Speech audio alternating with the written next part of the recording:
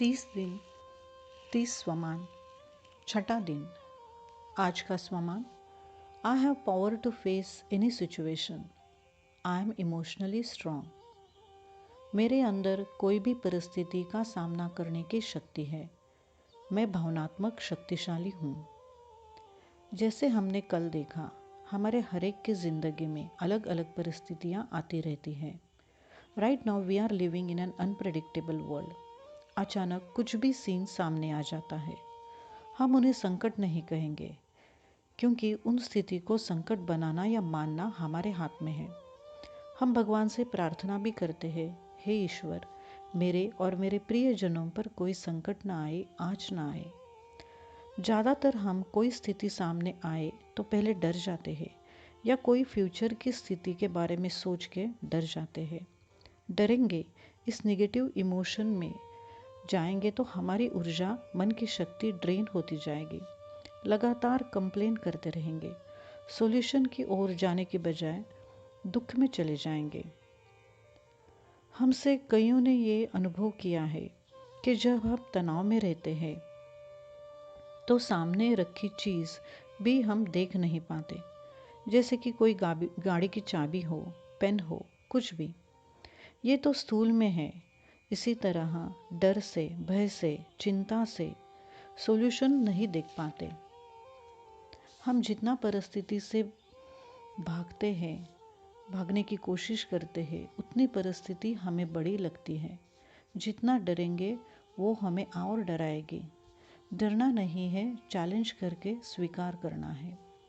परिस्थिति हमें स्ट्रांग बनाने के लिए, हमारी क्षमता बढ़ाने के लिए आती है। मानो क्रिकेट में बैट्समैन ने ये कहा, मेरे सामने फास्ट बॉलर ना आए, तो उसकी क्षमता कैसे बढ़ेगी, उसकी ताकत का अंदाज़ा उसे खुद को कैसे होगा। हमारे मन में कंटिन्यूस चल रहे डायलॉग को चेंज करना है। हमारे पुराने वोकैबुलरी को आपसे चेंज करना है। कोई नेगेटिव वर्ड्स अपने मन के अंदर नहीं चाहिए। मन की रीप्रोग्रामिंग करनी है। एक बात को समझना है, परिस्थिति का कोई साइज नहीं होता, उसे बड़ी या छोटी हम बनाते हैं। कोई कहेंगे बड़ी बात है, कोई कहेंगे छोटी सी तो बात है, कोई कहेंगे अरे बात ही नहीं है। एक उदाहरण से समझते हैं। मानो 5 लोगों ने कोई एक कंपनी में अपना पैसा लगाया है। कंपनी का दिवाला निकलता है। अब ये बाह्य परिस्थिति है जिस पर हमारा कंट्रोल नहीं है। परिस्थिति का हर एक का अलग अलग रिस्पॉन्स होगा। पहला कहेगा कोई बात नहीं, तो मैं एक दिन में कमा लूँगा। दूसरा कहेगा मुझे बहुत मेहनत करनी पड़ेगी, शायद मुझे 1 साल लगेगा। तीसरा कहेगा ये तो मेरी पूरी ज़िंदगी की कमाई थी, अब मैं क्या करूँ, मुझे जीने की चाहत ही नहीं है। चौथा डिप्रेशन में चला जाएगा। पांचवा कहेगा चिंता की कोई बात नहीं, मेरे बहुत सारे अच्छे दोस्त हैं, वो मुझे संभाल लेंगे। मतलब परिस्थिति एक, लेकिन हर एक का अपना अपना नज़रिया अलग, क्षमतानुसार रिस्पॉन्स अलग। मानो एक दिन बॉस ने सारे स्टाफ को बुलाया, बहुत डांटा। अब सोचो, क्या हर एक का रिस्पॉन्स एक ही होगा? शायद नहीं। पहला कहेगा आज इसका, मेरे बॉस का अपने बीबी से झगड़ा हुआ है, उसका मूड ठीक नहीं है, जाने दो। दूसरा कहेगा मैं बुज़ुर्ग हूँ, इनकी हिम्मत कैसे हुई मेरे साथ ऐसे बात करने की। तीसरा कहेगा सही कह रहा है बॉस, आज से मैं इस पे ध्यान रखूँगा। चौथे ने तो जॉब ही छोड़ दी। पांचवा झगड़ा करने लगा, एंड सो ऑन। मतलब सिचुएशन एक है, लेकिन हर एक का रिस्पॉन्स अपने संस्कारों के क्षमता से, अनुसार से, किसी को बड़ी लगती है, किसी को छोटी लगती है। और अगर हमारे मन की स्थिति बहुत लो है, हम नेगेटिव थॉट्स में घिरे हुए हैं, लो फ्रीक्वेंसी में है, सही नॉलेज नहीं है, तो सामने की स्थिति को देख बहुत डर जाएंगे, बहुत बड़ी लगेगी। अब अपने लाइफ में झांक कर देखना है, क्या हमने किसी छोटी सी बात को बड़ा बना दिया है? क्या अपने ईगो के कारण, अहंकार के कारण किसी बात को बड़ा बनाया है और अभी तक पकड़ के रखा है? अगर है तो उसे अभी डिलीट करना है, क्योंकि एक नेगेटिव थॉट कई नेगेटिव थॉट्स को आमंत्रित करती है। हम वो विशियस साइकिल में चले जाते हैं। हमें बदले की भावना उत्पन्न होगी। पुरानी बात पकड़ने से मन भारी हो जाता है, रिश्ते खराब होते हैं, सेहत खराब होती है।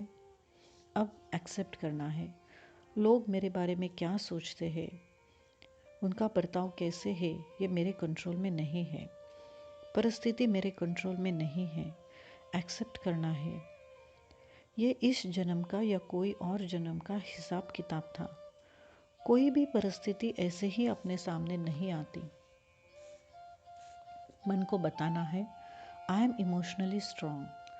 कोई भी परिस्थिति मेरे सामने छोटी है, इसे फेस करने की, खत्म करने की शक्ति मुझ में है। मुझे किसी भी परिस्थिति से भागना नहीं है, डरना नहीं है।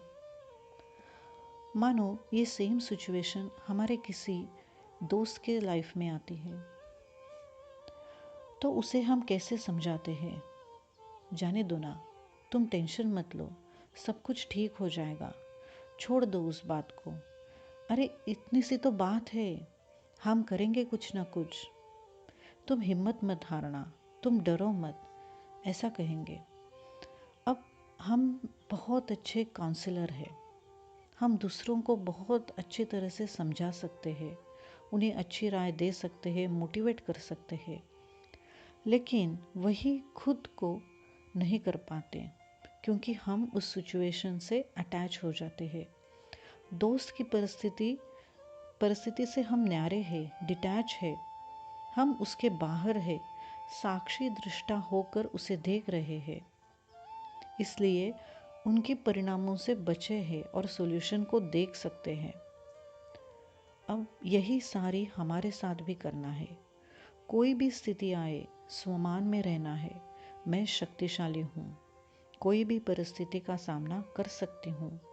डिटैच होके एक फ्रेंड की तरह अपने मन को समझाना है। याद रखना है, हम प्रोसेस ओरिएंटेड है, हमें प्रोसेस ओरिएंटेड बनना है, रिजल्ट ओरिएंटेड नहीं, क्योंकि रिजल्ट परिणाम पे हमारा कंट्रोल नहीं है। हाँ, लेकिन प्रोसेस पे है। जितनी अच्छी मेहनत करेंगे, कोशिश करेंगे, उतना अच्छा रिजल्ट आएगा। इसलिए हर एक स्वमान को रोज बार बार मन में दोहराना है, और रात को सोने से पहले 5 बार लिखना ज़रूर है। तो चले 15 सेकंड के लिए साइलेंस में बैठते हैं और जो भी अभी पढ़ा है, सीखा है, उसको रिवाइज करते हैं।